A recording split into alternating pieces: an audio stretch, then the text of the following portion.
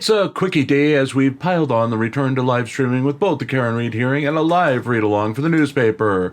After a few days off, it'll be good to get back in the swing of things, but damn if we're old and out of shape or a bit rusty at trying to cram recording in between everything else going on. Not that we're not about quality here, but if you find a suspicious jump cut in the broadcast tonight, then you know, time has won. Besides Helen the Cat's interference, and we're rocking our offer again. Like a bad dime in a room full of pennies, we're smaller than, but have 10 times the staying power of a normal GoFundMe beggar. Remember to hit us up on the Cash Apps, folks. Data has Pacer bills to pay, and only you can prevent insolvency. With that, let's dive into the bait and switch that is... GoFundMe, DeCastro fails again.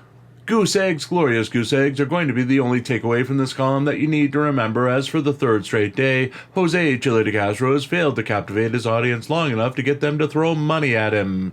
It means that we too have failed. We can mark that up to 2 days of very late papers and newscasts, as we forced ourselves to learn something new in the absolutely 0 hours of free time we have in order to do things other than the paper each day. This time we took the time to learn Unreal Engine and get Karen Read renders up in time to use them for today's thumbnails for our ongoing coverage of her case. We did, however, spend money this weekend, a bit more than we had intended, as the Unreal Engine and Real Illusions iClone had some tough times with licensing, which we're still grumbly about. See our Cash Apps and GoFundMe if you'd like to help. But as you can see in our Jim's Disturbing Renders forum, it was totally worth it. Discord membership required.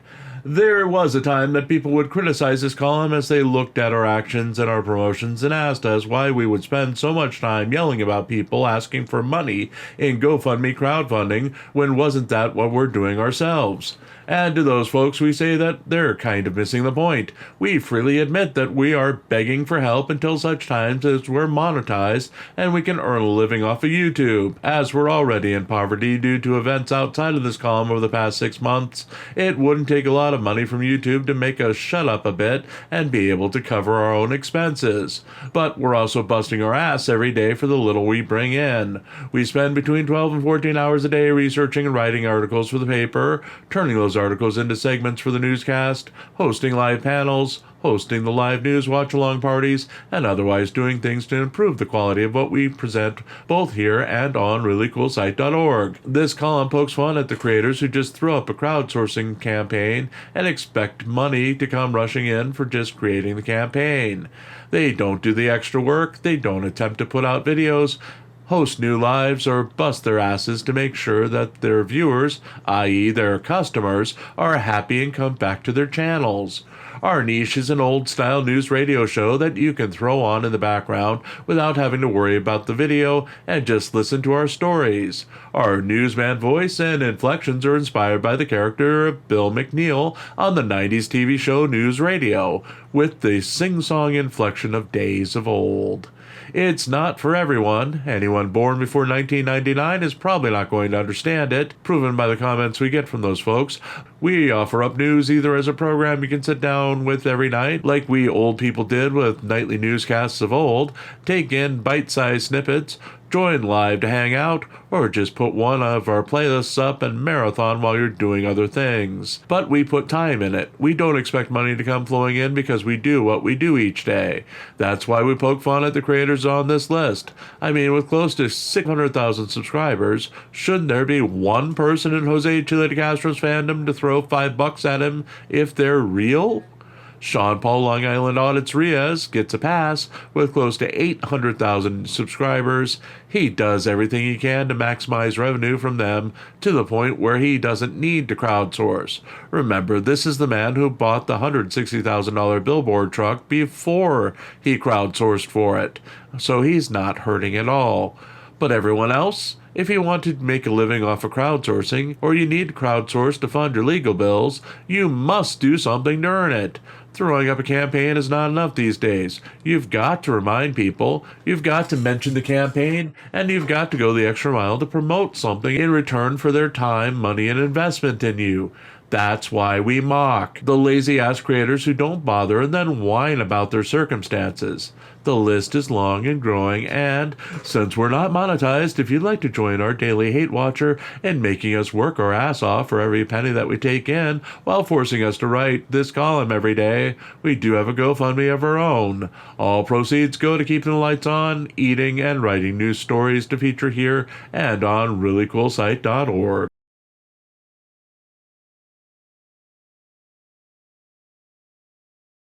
Reyes audits a traffic and parking agency. In a video produced by Sean Paul Long Island Audit Reyes about Sean Paul Long Island Reyes, the reporter Reyes reported on the activist Reyes rejecting a plea deal and we the people affecting change in a confusing mess of pomp and circumstance and multiple Reyeses living in the same person. The video was apparently shot at the Suffolk County Traffic and Parking Violations Agency at an unknown time and date and claims to be about retaliatory tickets and some sort of plea deal that reporter Reyes for sure claims are from retaliation and not poor driving or parking habits. Because after all, reporter Reyes, activist Reyes, and the man named Reyes seem to indicate that they all are incapable of sin, incorrect action, and by God, getting a traffic ticket that's not involved in a conspiracy. Approximately 7 minutes of the video was devoted to old footage of an incident reporter Reyes had at the facility the last time he was there conducting an audit.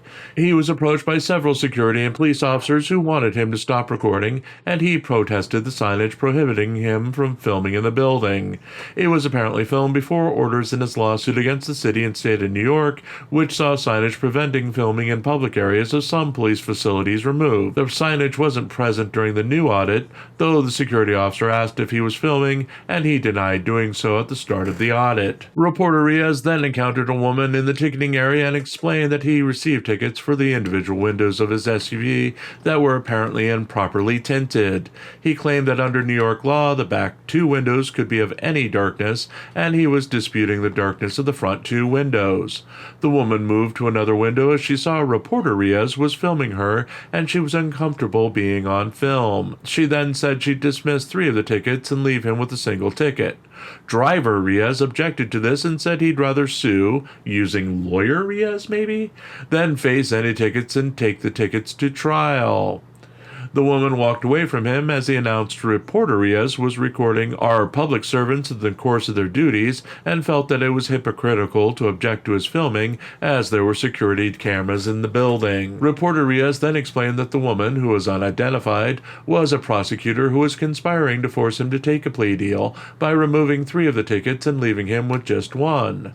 Driver/constitutional law scholar/sunglasses at night Reyes then went into a long-winded explanation about the tickets being retaliatory for using his constitutionally protected rights of freedom of speech and not for illegally tinted windows because, Christ-like Reyes can do no wrong. After a brief wait, the woman offered to drop the 3 tickets and drop the fine to $105 on the last ticket. Activist Reyes jumped in to say it wasn't about the money. It was about the fact that the officer was acting in retaliation and did not use a tint meter to measure the tint on the windows, and Reyes had negatively encountered the officer in the past. Another wait, and he was given an August 26, 2024 court date. Reporter Reyes left the room and marveled that all the signage prohibiting recording had been removed as we the people, i.e. reporter/activist/Christ/law scholar/sunglasses at night Reyes, affected changes for the better.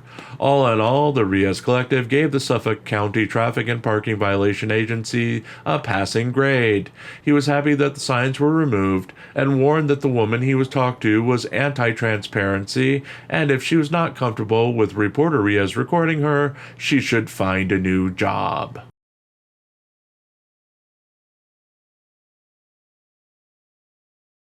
Where in hell is Chille DeCastro? Jose Chille DeCastro took a rare day off from streaming on Sunday to focus on things that are important to him, which some would say are getting a buzz off of Freaky Friday items, pooping in a bucket, and figuring out what to do next with his life.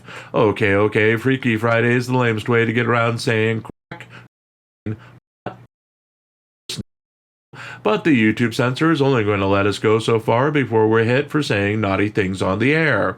The point is, he hasn't been on the air for the first time since returning to live streaming after his time in jail. It's just a continuation of his failure to capitalize on the goodwill and interest in his case after being wrongfully jailed by a corrupt judge. One of the benefits of writing the paper as a publication for so long is the fact that we can go back and examine data we wrote ourselves about a year ago. Yes, we're a biased source, but it is interesting to note that exactly a year ago, DeCastro had 300,000 less daily subscribers than he does now and drew about 260 live viewers per live stream. That would inflate up to 5 to 15,000 in total views after going live, then do under 100 comments and about 100 likes when all was said and done. Exactly like his metrics for the past week. Comparing the shows from last year until now, and they're exactly the same. Yes, it looks like he's changed studios, and yes, he now has something like 4 editors to replace Colin Project Constitution Campbell at his disposal, but the video product is the same, the topics are the same, the presentations are the same. Other than the addition of the 5A cop cards, he was making the same marketing pitches and sales on his trifolds then as he was doing now. There's been no progress. It's just like a never-ending video of bad infomercials. He could, and probably should, just run reruns of his old videos and save himself the work at this point.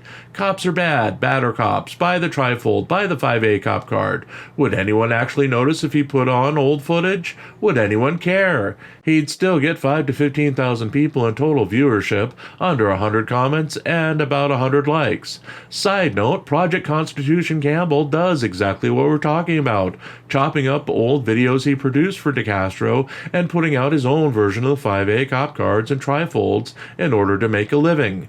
DeCastro can learn a lot from his former partner about exploiting his footage.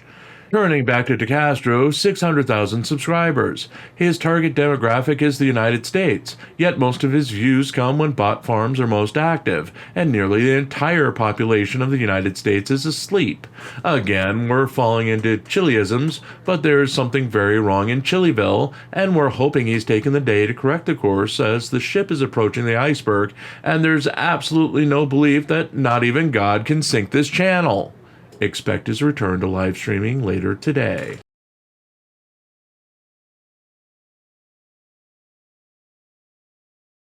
Flashback to July 22nd, 2023. Jose Chille DeCastro attempted to fundraise for Jason Dollarhide's bond Friday night after successfully finishing this fundraiser for a disabled fan. DeCastro played the majority of Dollarhide's arrest after a confrontation with police in an Oklahoma park last year during the stream, laughing and giggling his way through the video and appearing to have problems focusing for long periods of time during the live stream, with a conversation between DeCastro and Dollarhide's wife Heather playing in the background, Heather telling DeCastro that she needed to raise another $500 towards the goal of $6,250 she said she needed towards her husband's bond. Jason Dollarhide called DeCastro during the event, clearing up some of the inconsistencies of the case in the brief call. Dollarhide indicated that he has been in jail since Saturday, July 15th, and currently faces charges of eluding and assaulting police officers after he attempted to avoid them when they came to his house to bring him into custody after a previous bond had been revoked. Dollarhide claimed that he had initially been bonded out of custody after a bail bondsman covered the $10,000 bond, but he was denied release after multiple new charges were added, including a felony. Of the 10 new charges, only 2 were later picked up by prosecutors. The $10,000 bond was then increased to $125,000. The reported initial bond request by police for the altercation was $400,000, but was reduced to $125,000. Dollarhide then stated that his lawyer was trying to have it all reduced further, with Heather Dollarhide raising money towards the 10% needed to free him once the bond was further reduced. DeCastro eventually raised the money needed by the Dollarhides. It is unclear when or if Dollarhide will be released from jail.